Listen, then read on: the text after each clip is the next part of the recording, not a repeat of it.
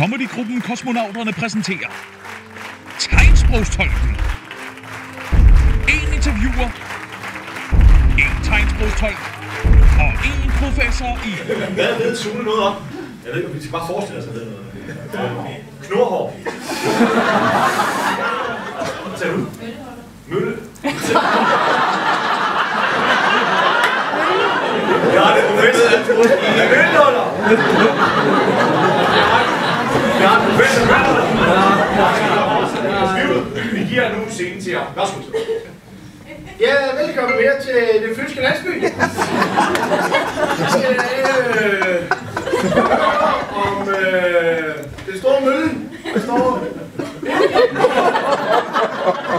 landsby. Og til og fortælle os om det, har vi nu fået arkeolog og møllen.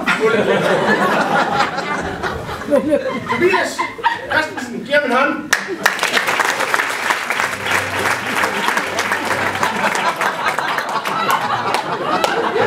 Hjertet, tak. Ja. Du ved jo en masse om møller og mølhuller. Ja.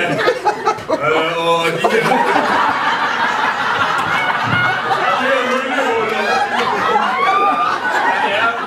der er i den store sten heroppe.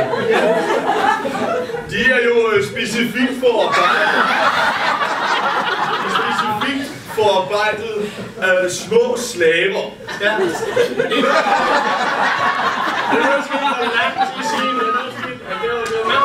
Det var jo helt tilbage i middelalderen. Ja. Dengang... Middelalderen. Når vi skrev med nogle store sten. Ja. En stor, tunge sten, som de vælger at lave hovedet. Og det gør de jo af den simple årsag. De ønsker at hele deres hjerte, tigger og beder på deres grædende knæ.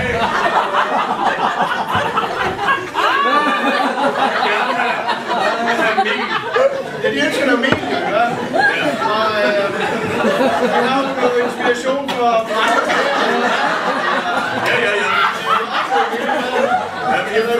I Frankrig på det her tidspunkt, der har de flere store stemmer i hvert eneste lille bondehus.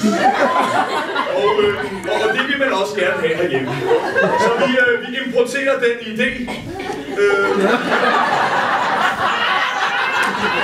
Det er faktisk vikingerne.